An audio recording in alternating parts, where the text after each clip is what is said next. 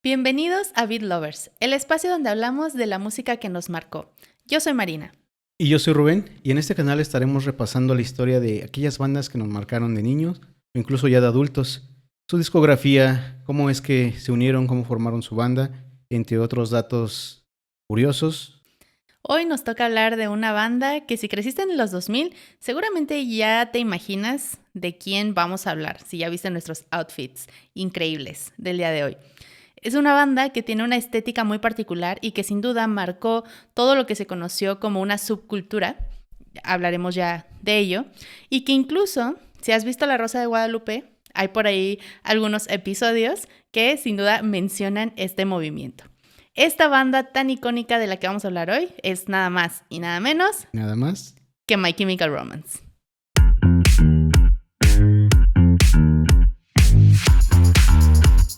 Así es. Vamos a repasar entonces quiénes eran, porque justamente ahorita están nuevamente de moda, por así decirlo, porque justamente están en una gira internacional.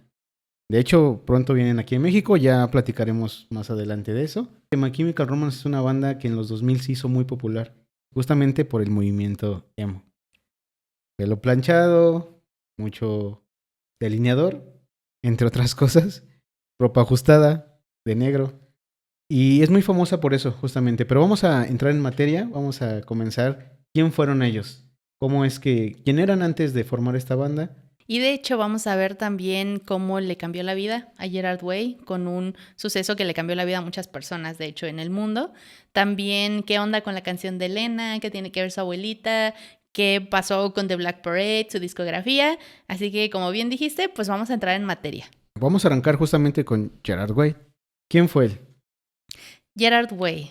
De hecho, o sea, aquí en mis notas tengo su fecha de nacimiento, pero, pues bueno, ya podría ser nuestro papá, yo creo.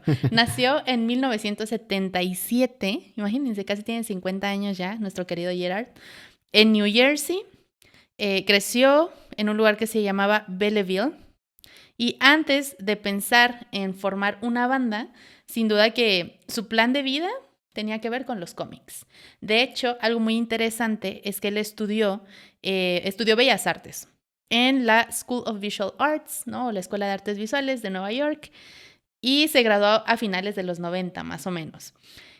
Y menciono esto porque es relevante también para la historia de la banda, ¿no? Cómo se especializó en ilustración y cartoon, y ya después trabajó en la industria del cómic en Nueva York. Pero si quieres hablarnos un poquito más de eso, Rubén. Sí, de hecho es bastante interesante porque él creó una caricatura llamada The Breakfast Monkey. Y justamente intentó venderla a Cartoon Network.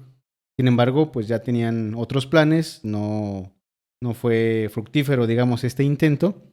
Sin embargo, no quedó ahí porque más adelante tuvo éxito con de hecho, una serie muy conocida que yo creo que muchos han visto. Y la voy a mencionar de una vez porque es importante. The Umbrella Academy. Es una serie bastante buena de viajes en el tiempo, paradojas. Gerard ya estaba en el mundo artístico, pero tal vez no de la música de lleno, porque sus planes eran otro. Aquí es donde cambia todo, porque se dice que incluso ya tenía algunas bandas, él tocaba, aunque no era muy bueno por lo que pude escuchar o investigar un poco. Sin embargo, antes de todo esto, hubo un evento que también cambió todo esto, que ya hablaremos más adelantito. Sí, que de hecho ahí viene este punto de quiebre, que fue el 11 de septiembre de 2001. Si a alguno de ustedes le suena la fecha, sí es ese episodio donde es, digamos, este suceso de las Torres Gemelas. Él, de hecho, lo presenció, estaba en Manhattan, y eso es algo que tuvo un impacto como muy profundo en él. Y de hecho, él mismo ha contado en algunas entrevistas que ese día, o sea, él dijo así de que al carajo todo, tengo que hacer algo distinto con mi vida. Y a partir de ahí empezó a escribir una canción, que de hecho es una canción que se encuentra en el primer disco, que se llama Skylines and Turnstiles. Y además, como ya mencionaste, uno de sus sueños se materializó en The Umbrella Academy, que la pueden encontrar en Netflix. De hecho, no sé si podemos decir Netflix, pero ya lo dije. Pues sí, yo creo que sí, les estamos dando publicidad con nuestras 2 o 3 vistas, entonces está bien para ellos, para nosotros también. Pero bueno, a grandes rasgos ese era Gerard Way antes de My Chemical Romance. Estaba en el mundo de ser artista, pero una vez que sucedió esto, lo quiso enfocar en una banda. Él quería hacer algo diferente, quería ser relevante para el mundo y no solamente estar detrás de. Así que, bueno. Sí, de hecho, Mikey Way sí era fan de la banda y antes de dedicarse 100% a la música, él trabajó en una librería que se llama Barnes Noble y eso nos da como que un indicio de su personalidad, ¿no? Como que esta persona un poquito como ratón de biblioteca, que hay quienes le podrían decir tal vez despectivamente ñoño, que tenía discos o recomendaciones de discos, recomendaciones de libros. Y de hecho, algo muy interesante es que el nombre My Chemical Romance sale precisamente de él. ¿Y de dónde viene? Pues justo en su trabajo en esta librería, vi un libro de Irving Welsh que se llamaba Ecstasy, Three Tales of Chemical Romance. Y de ahí se le ocurrió esa combinación que conocemos hoy, My Chemical Romance. Así es el creador del nombre My Chemical Romance. Entonces, pues bueno, ahí sus influencias de lectura, cómo es que lo llevan ahora a su banda. Y de ahí pasamos con Ray Toro, que es el guitarrista, y tiene un look también bastante genial. Me agrada su cabello. y pues bueno, también es el ingeniero de la banda. Antes de estar como tal en My Chemical Romance, estudiaba Computer Science y trabajó en un cine y en una estética. Pero pues bueno, su mundo siempre giró en torno a la música, en torno a la guitarra, a grabar demos caseros. Y pues justamente sus solos, sus arreglos que hace en la banda, pues son una parte muy importante, ¿no? Suenan bastante bien, hay mucha influencia de metal en sus solos, en la manera en que toca, sus armonías, y pues la verdad es que le da otra vida a la banda. Así que pues bueno, eso en cuanto a Ray Toro. Y ahora vamos a hablar de otro integrante que se llama Frank Iero. Él llega un poquito después y algo interesante sobre Frank es que él ya estaba en el mundo de la música. De hecho, él estuvo o venía de otra banda de New Jersey o de Nueva Jersey llamada Pensy Prep y ya como que tocaba en grupos hardcore locales. Y es el que mete como que esta energía punk a la banda, ¿no? Él se tira al piso, se golpea. De hecho, ustedes lo pueden ver, ¿no? En las presentaciones de My Chemical Romance. Y fuera del escenario, también ha tenido como que un montón de proyectos alternativos todo el tiempo. ¿Y qué hay de la batería? Hay un par de movimientos. En un inicio estaba Matt Pellicer, baterista original y amigo de la escena en aquel entonces. Con él, de hecho, graban el primer disco. Y pues bueno, se siente y se escucha cómo es. Ese disco es muy under, pero ya hablaremos ahorita de eso. Y posteriormente ya en The Black Parade, un poquito antes, entra Bob Briar. Un tipo que literalmente, pues bueno, venía de trabajar como ingeniero de sonido. Se comenta que trabajaba en Walt Disney. Y pues justamente ayudó a empujar el sonido de la banda a un nivel mucho más grande. Más de lo que conocemos y como ya se refleja en su disco de aquel entonces. Así que, pues bueno, ya con estos nombres dichos, podemos mencionar brevemente cómo se formó entonces My Chemical. Ahora sí entremos en este episodio, ¿verdad? Ya dijimos que Gerard, al ver este suceso del 11 de septiembre, quería hacer algo diferente. Quería marcar diferencia en el ámbito de la música. Escribe esta canción y entonces comienza a invitar ahora sí a los integrantes. Sí, y de hecho se encuentra con Matt Pellicer, en un bar y le enseña la canción. Y le propone armar algo, ahora sí que sin compromiso, ¿no? Cálele y ya si le gusta, usted se queda. Y de hecho, Matt se animó para completar, digamos, este cuadro inicial, llaman a Ray Toro, que había tocado con Matt en otras bandas. Y Ray entra porque literalmente le dijeron justo eso, ¿no? Ven, escucha, si te gusta, te quedas. Y entonces empezaron ensayando en el ático de la casa de Matt, ¿no? Es como que una historia que hemos escuchado en muchas bandas que empiezan en un ático y grabando discos caseros, ¿no? Demos caseros, más bien. Y Mikey, que es el hermano menor de Gerard, se suma como bajista, pues también muy pronto. Digamos que se puede decir que Gerard lo jaló a la banda. Y de hecho, Mikey mismo ha dicho que cuando escuchó las primeras canciones supo que ahí se estaba gestando algo diferente, algo importante. Y entonces pues sí le dieron ganas de unirse. Así que, como ya vimos, el nombre de My Chemical Romance se originó gracias a él. Y graban su primer disco con un sello como muy independiente, que es Eyeball Records. Y es interesante porque, de hecho, este disco todavía suena ahí como que un poco underground. Y tiene sentido, ¿no? Había bajo presupuesto, pero pues tenían muchísimas ganas de materializar, digamos, esta visión. Es I Brought You My Bullets, You Brought Me Your Love en el 2002. Entonces aquí My Chemical Romance comienza su aventura como banda. Y justamente este disco suena como muy underground, muy crudo, rápido. De hecho estábamos intentando sacar una canción que probablemente no subamos porque no alcancé la velocidad. Hace 3 días que traté de sacarla, igual me faltó el tiempo. La de Honey, de hecho. Sí. y se escucha eso, la velocidad que tocan, se escucha sucio, es una mezcla de hardcore, punk y otras cosas, ¿no? Desde aquí ya sus canciones son las experiencias que estaba viviendo Gerard. Por ejemplo, Skylines es un proceso justo de lo que vivió, como ya comentábamos en el 11 de septiembre. Imágenes de la ciudad, una sensación de vulnerabilidad, etcétera. Sentimientos que iban en torno a ese suceso. Así como otras canciones muy emblemáticas de este primer disco. Sí, que también tenemos Vampires Will Never Hurt You. Y de hecho, varias de ese disco usan como vampiros, sangre, elementos góticos como metáforas de sentirse consumidos, drenados, sin futuro, incluso como que la vida pues pareciera irrelevante, ¿no? Y también tenemos Early Sunsets Over Monroeville, que es un guiño directo a Dawn of the Dead de George Romero, donde habla de amor y zombies al mismo tiempo, con ese tono de película como gore romántica, ¿no? Correcto. Lo interesante de este disco Bullets es que ya se ve la fórmula que estaba manejando My Chemical Romance. De hecho, sus canciones, sus videos, como tal, son muy conceptuales desde el inicio.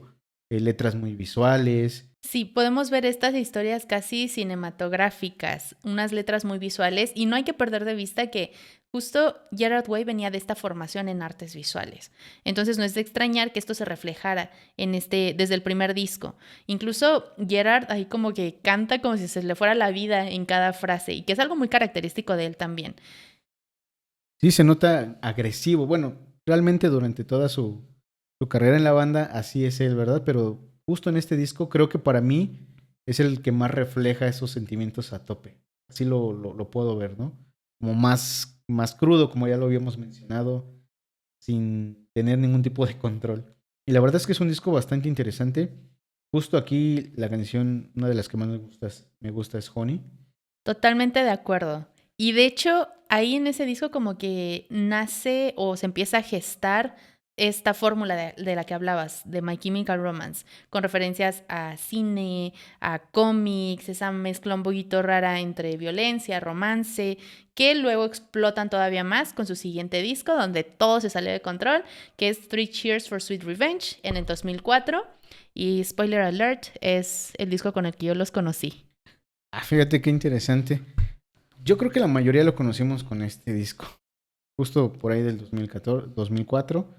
Yo la primera canción que escuché de este disco fue Elena. Pero bueno, ahorita entraremos en esto. Este disco pues justamente trata de una pareja separado por la muerte, pactos, culpa, redención. Ya no es tan caótico como Bullets, por ejemplo, esa velocidad, esa crudeza. Son un poquito más cortas las canciones incluso, más pegajosos. Sí, y de hecho, algo que ya más o menos mencionaste, pero para reforzarlo, es que con este disco es que My Chemical Romance se vuelve conocido en todo el mundo. De hecho, Gerard ha descrito este disco como una especie de película de venganza hecha música, que es justo lo que estás describiendo. Ok, recuerdo el video que es algo como en la escuela. Está basado en experiencias reales, ¿no? De dramas escolares. Por eso conectó con muchos que estábamos en la adolescencia. Yo los conocí en aquel entonces, por ahí cuando ya tenía 15 años. Y fue la primera que escuché, en este caso, Elena y después I'm Not Okay. Y fueron canciones que me marcaron porque en cuanto las escuché conecté con la banda. Sí, de hecho, creo que se puede decir que I'm Not Okay se convirtió incluso como en un himno emo. A mí también me pasó que, si no mal recuerdo, yo también estaba en la secundaria la primera vez que lo escuché. Tenía una amiga en la escuela que era súper fan de My Chemical Romance y ella, digamos, me introdujo, me enseñó ese mundo. Y precisamente hablando de Elena, aquí es donde entra el tema de la abuela de Gerard Way, que se llamaba Elena Lee Rush.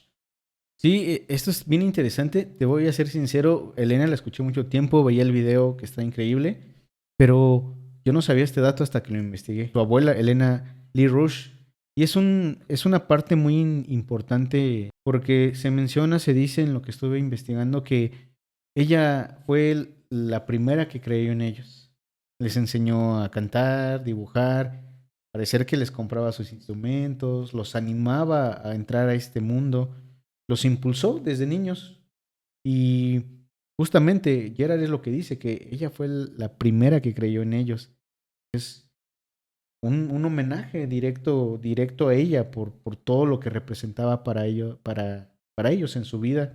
Y cabe destacar que parece ser que en el inter de esto, pues ella fallece. Recuerdo leer que Gerard dijo que también es como una despedida, por así decirlo, porque lamenta no haber estado el último año con ella, porque ya estaban en esto de su disco, la banda estaba despegando, ya estaban componiendo en giras, entonces fue algo muy importante para ella. Como tú mencionas, justo en el video, como que todo el funeral coreografiado, la iglesia, el baile en el ataúd, los colores, como que este escenario que es un poco sombrío, bastante sombrío y oscuro, resume perfectamente como que esa mezcla de entre culto católico, teatro, drama emocional, que sin duda que es algo que define a la banda.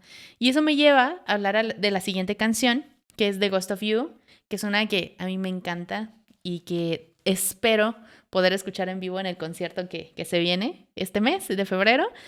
Pero es una canción que de hecho se escucha bastante diferente, es como más calmada, ¿no? Si lo comparamos con otras canciones de Three Cheers for Sweet Revenge, esa canción se siente diferente, te lleva a un estado de ánimo como más, como un poco más triste y nostálgico, porque juega con la guerra, con la pérdida, y de hecho es un video inspirado en el desembarco de Normandía que le da a la banda ese aire como de película bélica. Y fíjate, este disco vendió más de 3 millones de copias. Y justamente por estos videos, Elena en particular, pues consolidó a la banda con esta estética que conocemos. Taco, corbata roja, de negro, delineador, todo este look que se asocia en los 2000 con los emos. Sin embargo, su obra maestra llega en el 2006 con The Black Parade. They're gonna clean the books with all the lies in the books to make a citizen out of you. Because they sleep with a gun and keep an eye on your son so they can watch all the things you do. Because the drugs never work, they're gonna give you a smoke. Cause they got methods of keeping you clean.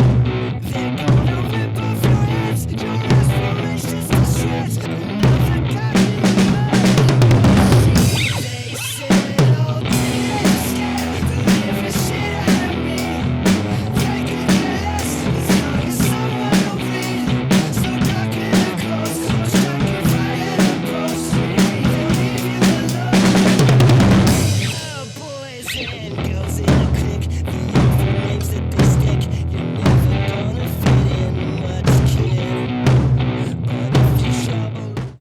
Sí, y de hecho está bien interesante todo el concepto detrás de este disco, que de hecho también la parte gráfica pues es de Gerard Way, pero la idea central era de un paciente o de patient, que es un hombre con cáncer que está muriendo y recuerda su vida mientras una especie de desfile sombrío que es súper icónico sucede, ¿no? Y él ve pasar su vida pues así, como si fuera ese desfile.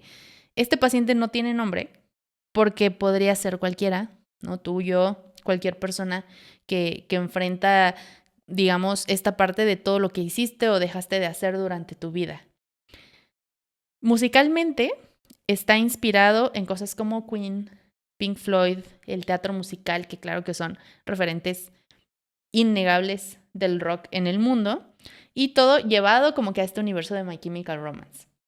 Digamos que aquí rompen ese concepto inicial de su estética emo que se conoce, porque cambian estos trajes que conocemos a trajes militares, negros, con dorado. Ya es algo más conceptual, no solamente es un trajecito o un look, sino ya es algo más conceptual. Y de hecho, recuerdo que cuando yo estaba en la prepa, en el 2006, ese disco ha sido el único disco en toda mi vida que he comprado en físico original.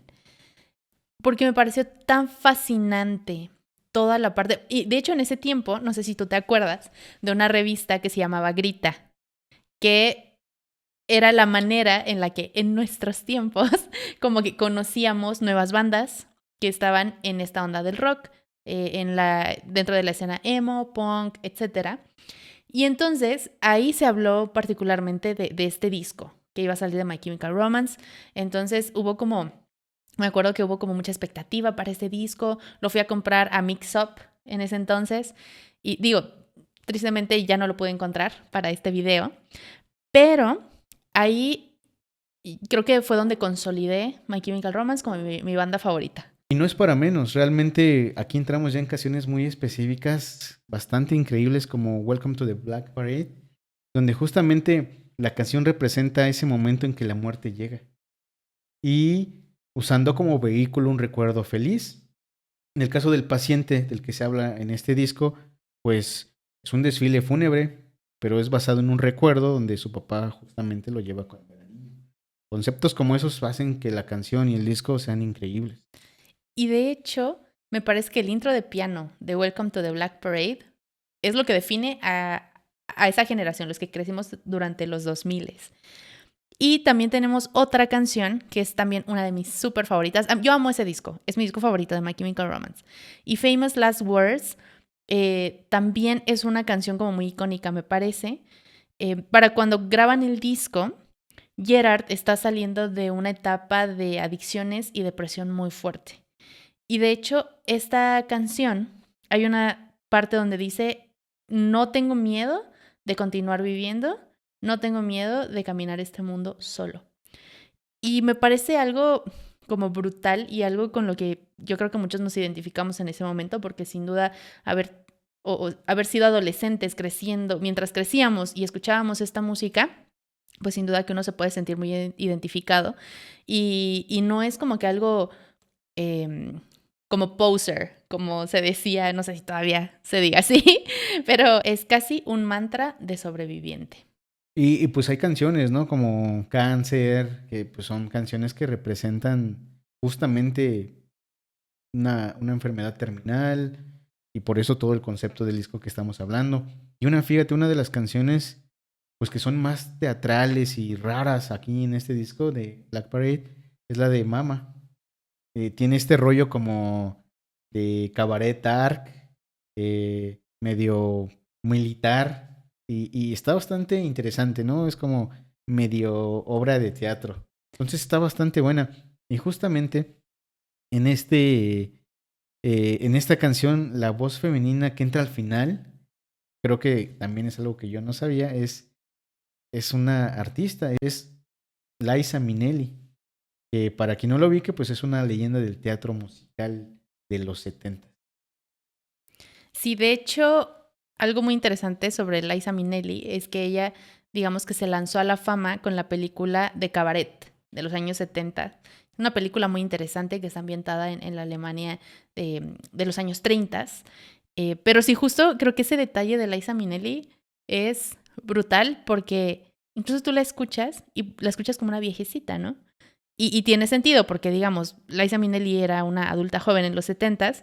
Para el momento en el que este disco se grabó, pues ya era una viejita. Entonces está increíble cómo es que My Chemical Romance básicamente invitó a una reinota del teatro musical para cantar en esta canción, donde el personaje, que es el paciente o the patient, le está hablando a su mamá desde el caos, desde la guerra, confesándole todo.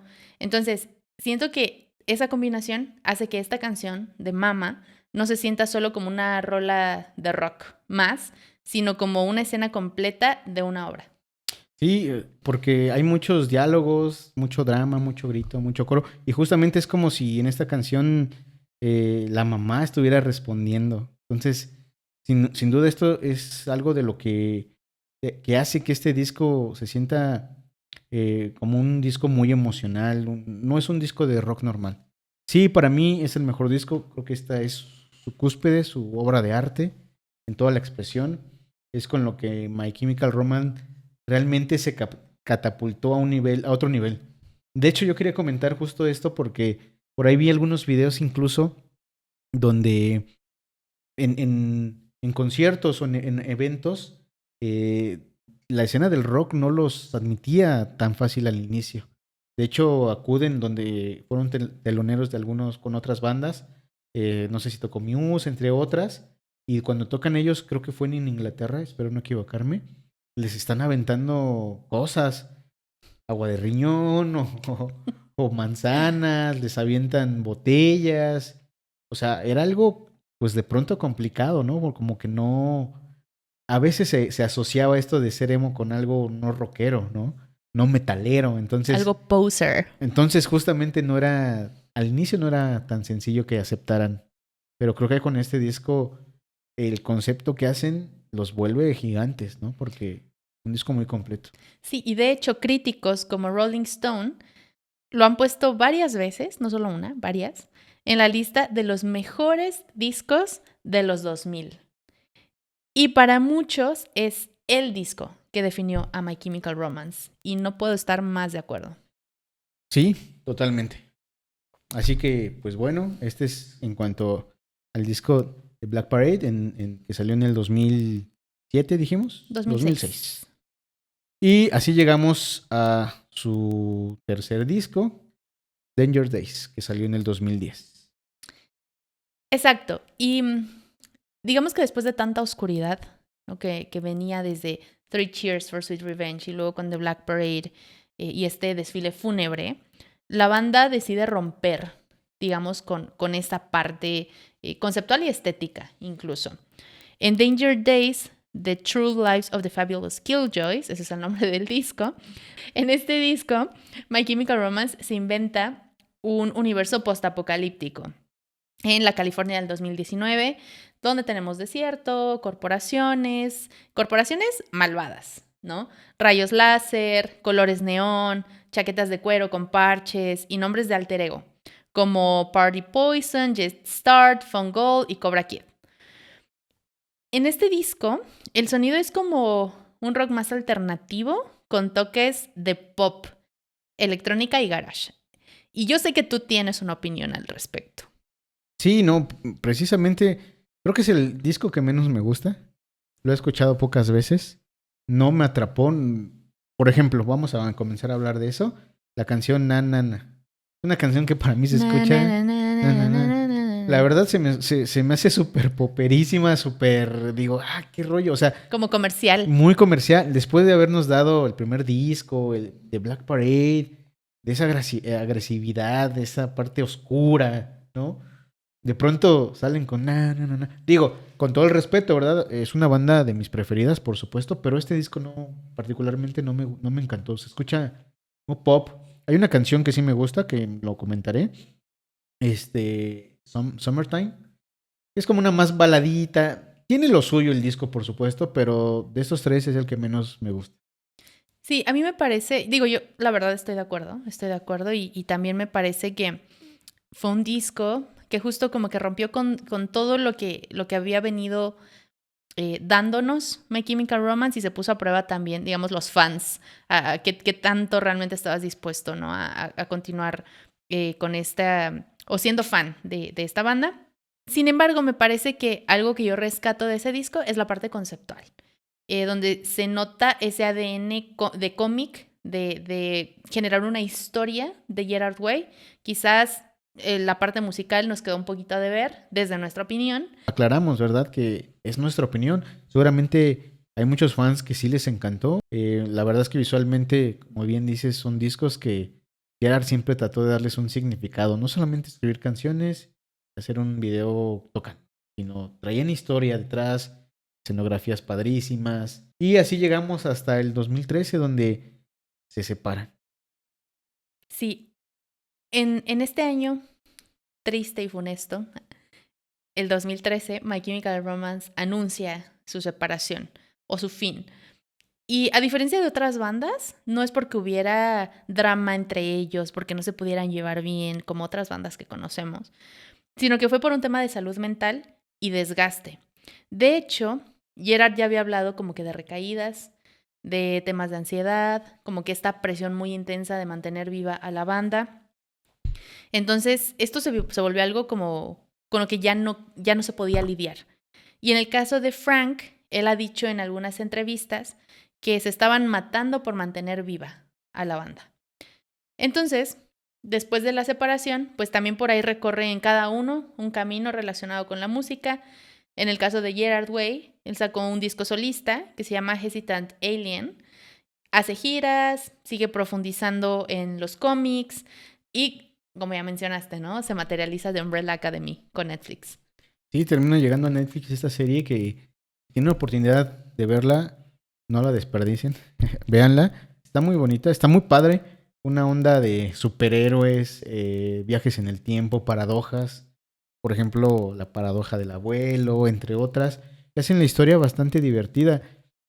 Ahí te das cuenta cómo es que Gerard, aparte de ser buen cantante, buen músico, es muy buen escritor en cuanto a cómics.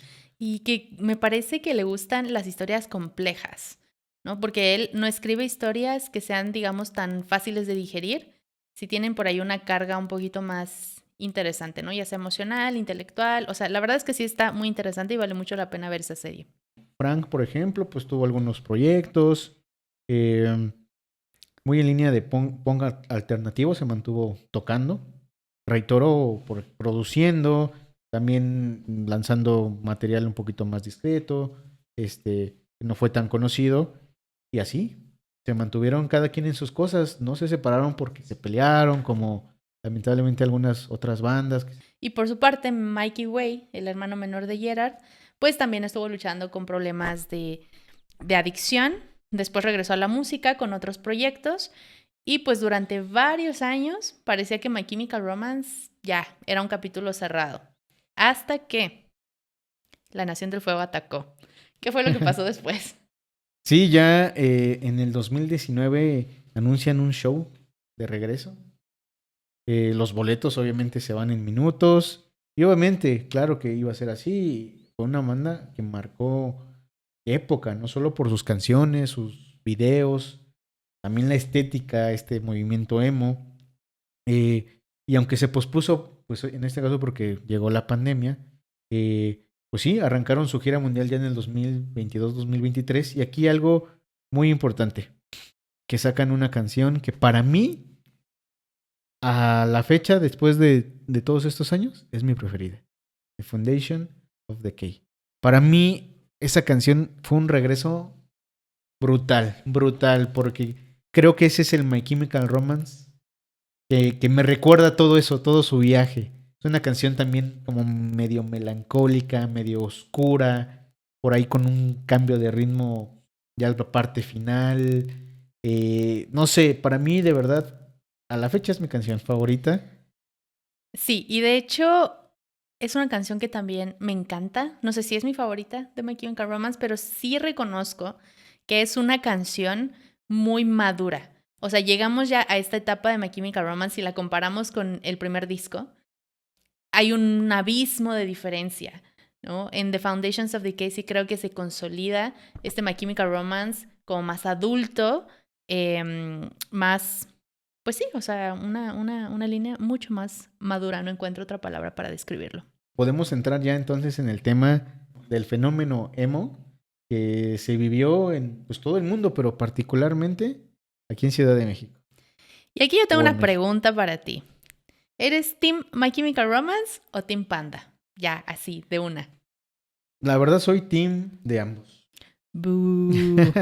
Ahorita que estás mencionando a Panda, justamente en ese entonces yo recuerdo, por ahí tocaba el bajo con una banda ahí en mi natal Naucalpan, pero sucedió que coincidió en el tiempo de My Chemical Romance y se empezó a decir que Panda había plagiado canciones de My Chemical Romance. Entonces de pronto de ser amado Panda comenzó a ser repudiado y odiado, donde ya ni siquiera lo tocábamos porque la gente ya no lo quería escuchar, o los jóvenes ya no querían. Yo fui una de esas personas, tengo que decirlo. Yo sí me compré esta idea de que si te gustaba My Chemical Romance, no te podía gustar Panda. Era como una traición a My Chemical Romance porque yo estaba en el entendido de que estaban plagiando, que querían imitarlos, incluso con la parte como que estética, y que sabemos que My Chemical Romance influyó muchísimo para definir lo que fue el movimiento emo, estéticamente hablando, ¿no? Entonces, pues yo sí estaba de ese lado. Yo, de hecho, hay muchas canciones de Panda, o sea, yo no me las sé, las ubico porque sí había muchas personas que escuchaban Panda, era como de, ay, no, qué poser te gusta Panda y cosas así, ¿no? Entonces, yo no fui muy fan, pero sí creo que en esos años, particularmente entre 2007 y 2009, hubo un boom enorme de la estética y el movimiento emo. Ahora sí, entremos en materia. No, antes de eso a mí me gustaría comentar, Ah. porque no me dejaste acabar. Sí, o sea, esa era tu percepción. Pero Sí. realmente nunca, que yo sepa, por lo que investigué, nunca hubo una demanda. Por ahí sí recuerdo, en aquellos años yo investigué y me metí a escuchar canciones que sí, se parecen los intros en algunas ocasiones, tienen algunos vibes pero si nos vamos a la música actual es lo mismo. ¿Casualidad? No lo creo. Ah, No lo creo. Si nos vamos a la música actual, es lo mismo.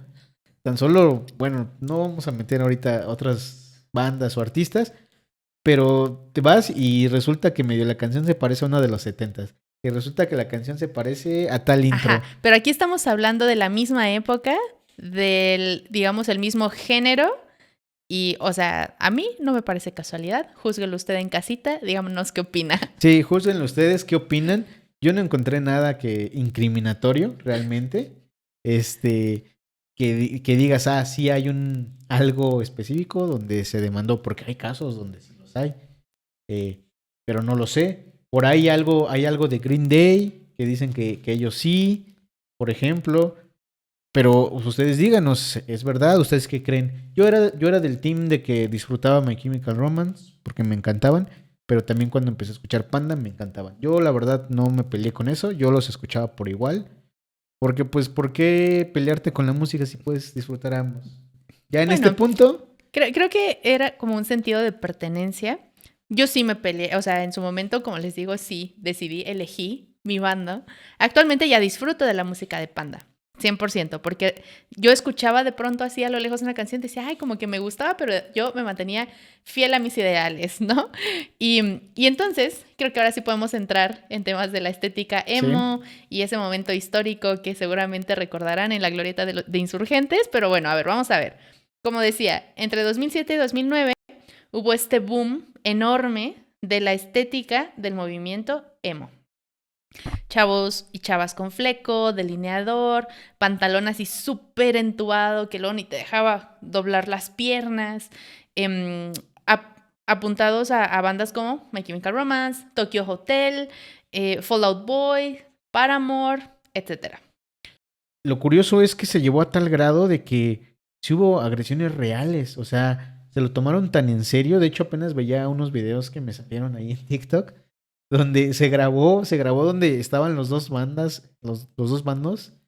Por un lado, emos, y por el otro, punks, rockeros, y decían que es que les estaban copiando el estilo, y fueron como a confrontarse. Pero hubo elementos policíacos, no pasó nada. Incluso no sé si recuerdas que hubo un video que yo recuerdo mucho en preparatoria, que se fue desviviendo un emo. Y aparecía una jovencita donde comienzan a agredirla bastante horrible. No tenía nada que ver con esto porque ni siquiera estaban vestidos así, ni mucho menos.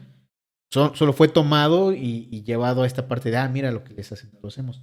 Pero ese grado estaba llegando, a ese grado llegó el odio de estas personas. Entonces sí fue un movimiento bastante, pues, fuerte.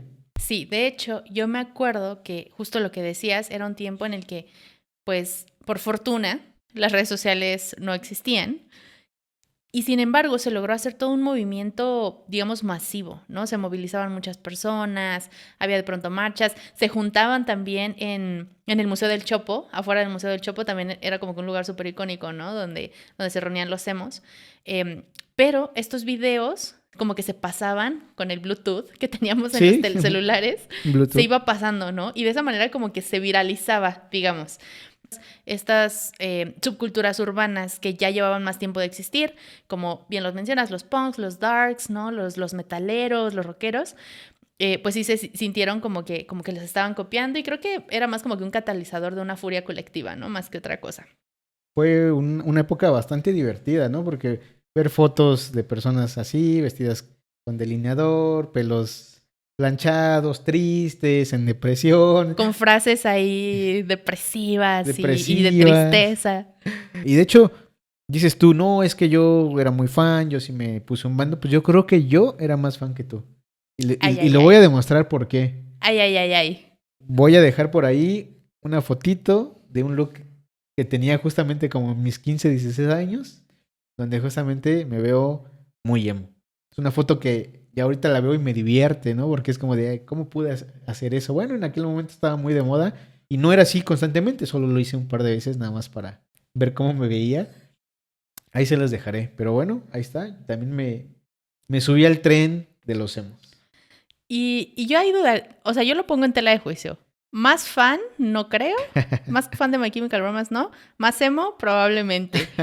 Y de hecho, o sea, hemos estado hablando de que My Chemical Romance, digamos que prácticamente fue lo que empujó la creación de este movimiento, ¿no? La parte estética y todo. Pero ellos nunca se plantearon algo así de vamos a crear una tribu, vamos a empezar un movimiento. Ellos hacían su música desde la catarsis personal, que es algo que caracterizaba el movimiento emo, ¿no? La parte emocional era como algo muy característico. Pero en México, muchas bandas, muchos medios usaron su imagen como referencia de lo emo, se mezcló con este contexto social del que hemos estado hablando y bueno, dio resultado y muy particularmente en lo que sucedió en la glorieta de los insurgentes. Así es. Y fíjate que ya por último, haciendo referencia a esto, de hecho ellos mismos, los participantes en varias entrevistas les preguntaron qué opinaban de este movimiento emo. Ellos para nada se consideraban emos. De hecho hasta decían que, en otras palabras groseras, que no voy a repetir, porque nos desmonetizan con nuestras 3 vistas.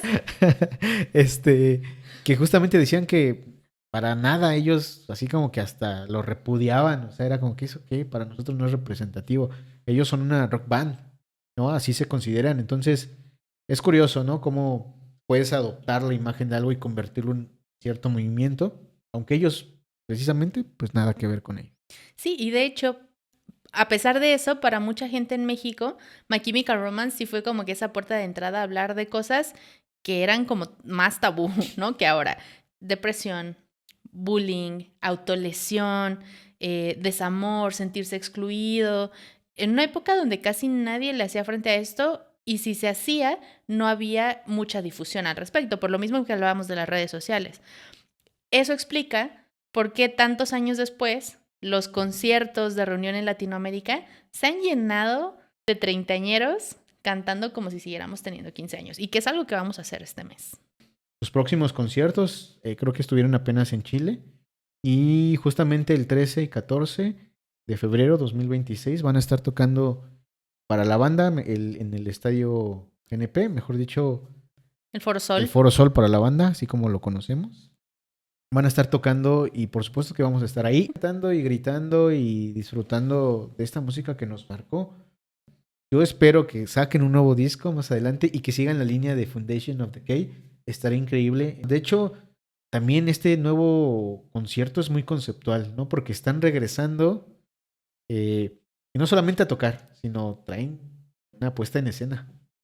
Sí, y eso me parece increíble, como un regreso triunfal de My Chemical Romance y haciendo honor a este ADN que fuimos viendo desde su primer disco, mucho más consolidado en 3 Cheers, pero ya totalmente así fuera de este mundo en The Black Parade. Y ahorita en este regreso se inventaron hasta un país ficticio. De hecho, también contrataron a un diseñador de tipografías para hacer una tipografía y un abecedario, digamos, un alfabeto específico. O sea, no. El nivel de producción y de conceptual y gráfico detrás de esto está increíble. Esta nueva gira se llama Long Live the Black Parade y este show está situado en una nación imaginaria que se llama Drag, gobernada por un gran dictador inmortal, ¿no? Que sabemos que es una figura que hemos visto a lo largo de la historia en muchos países, Sí. así que tú digas muy de ficción no es, y que presume que vive en la era del concreto, que es una época de estabilidad y abundancia, según él. La idea es que el dictador organiza eventos gigantes para demostrar su poder, casi como si fueran desfiles propagandísticos, con pancartas, estética soviética y algunos vibes de eso, anuncios oficiales. Y hay momentos interesantes, por ejemplo, hay una especie de referéndum donde el público decide el destino de ciertas figuras ahí, están como encapuchadas ahí totalmente, los tapados, y el público tiene que decidir qué pasa, ¿no? O sea, al estilo César, me imagino. De hecho, esa parte que mencionas de, digamos, la participación del auditorio, donde nos toca o nos va a tocar decidir si estas personas viven o mueren, es algo que ha incomodado bastante a ciertos sectores, digamos, conservadores en Estados Unidos, al punto de que, según se dice, algunos fans incluso devolvieron boletos o se quejaron en redes sociales porque sienten que el show es demasiado político. Bastante interesante el concepto que están manejando en sus conciertos. La verdad se me parece bastante agradable, bastante disfrutable, porque no solo es la música, sino ya es todo un show completo, ¿no? Con fuegos artificiales, y así lo hacen otras bandas como Rammstein, Metallica, donde ya meten mucho más producción, no solamente van y tocan, ya se vive toda una experiencia. Sí. Y para cerrar esta parte de su regreso, justo no es únicamente como otros artistas de que vienen y tocan el disco completo y nos vamos.